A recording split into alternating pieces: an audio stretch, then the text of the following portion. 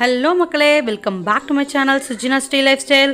இன்றைக்கி நம்ம சூப்பரான பன்னீர் கோகனட் பால்ஸ் தான் செய்ய போகிறோம். வாங்க பார்த்தலாம். இது ரொம்பவே டெலிஷியஸான டிஷ்ஷுங்க. எல்லாருக்கும் ரொம்ப பிடிக்கும், குட்டீஸ் சுட்டீஸ்க்கெலாம். வாங்க பார்த்தலாம். அதுக்கு நான் ஒரு 200 கிராம் பன்னீர் எடுத்திருக்கேன். நீங்கள் ஃப்ரெஷ் பன்னீரை எடுத்துக்கோங்க. இதுவும் ஃப்ரெஷ் பன்னீர் தான். அதை நல்லா உதுத்து விட்டுக்கலாம், கைகளால் கட்டிகள் இல்லாமல் உதுத்து விட்டுக்கோங்க. கூடவே டேஸ்ட்டுக்காக கண்டென்ஸ்டு மில்க்கு 1.5 ஸ்பூன் ஆட் பண்ணுறேன். இது கூடவே நம்ம ஃப்ரெஷ்ஷான மில்க் பவுடர் கிடச்சிதுன்னா மில்க் பவுடர் ஆட் பண்ணிக்கோங்க. இது ஆப்ஷனல் தான், உங்களுக்கு வேணும்னா நீங்கள் ஆட் பண்ணிக்கோங்க. இல்லைன்னா ரைஸ் ஃப்ளோர் கூட ஆட் பண்ணிக்கலாம்.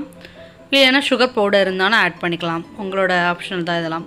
கூடவே 1 டீஸ்பூனுக்கு குறைவாகவே பட்டர் எடுத்துக்கிறேன். அன்சால்ட்டட் பட்டர் எடுத்துக்கோங்க.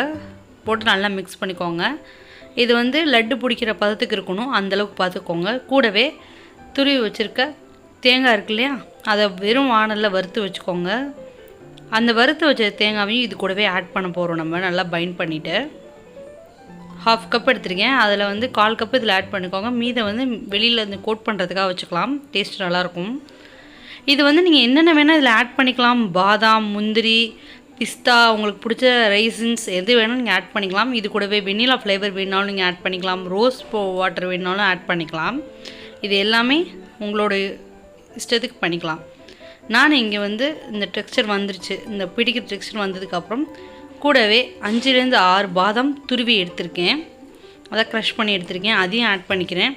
கூடவே குங்குமப்பூ இருந்ததுன்னா பிஞ்சு ஆட் பண்ணிக்கோங்க. இது ஃப்ளேவருக்காகவும் கலருக்காகவும் தான் ஆட் பண்ணுறோம்.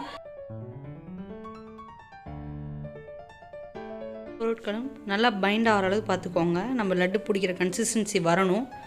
அது அப்படி சப்போஸ் வரலை அப்படின்னா கூட நம்ம ரைஸ் ஃப்ளோரோ இல்லைனா மில்க் பவுடரோ ஆட் பண்ணிக்கலாம்.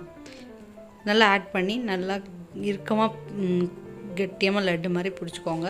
அந்த பிடிச்சதை லட்டை நம்ம கோகோனட், டெசிகேட்டட் கோகோனட் இல்லைன்னா நம்ம சாதாரணமாக கோகோனட் வச்சுருக்கோம் இல்லையா, அதை நல்லா வானலில் வறுத்து வச்சுக்கோங்க. அதுலேயும் போட்டு எடுத்து வச்சிங்கன்னா நம்மளுக்கு அருமையான பன்னீர் கோகோனட் பால்ஸ் ரெடி ஆகிடும். இது ரொம்பவே ஈஸிங்க. பட் டேஸ்ட்டு செம்மையாக இருந்தது. ட்ரை பண்ணி பாருங்கள். உங்களுக்கு பிடிச்சிருந்தா ஃப்ரெண்ட்ஸ் ஃபேமிலிக்கு ஷேர் பண்ணுங்கள். Thanks for watching my channel.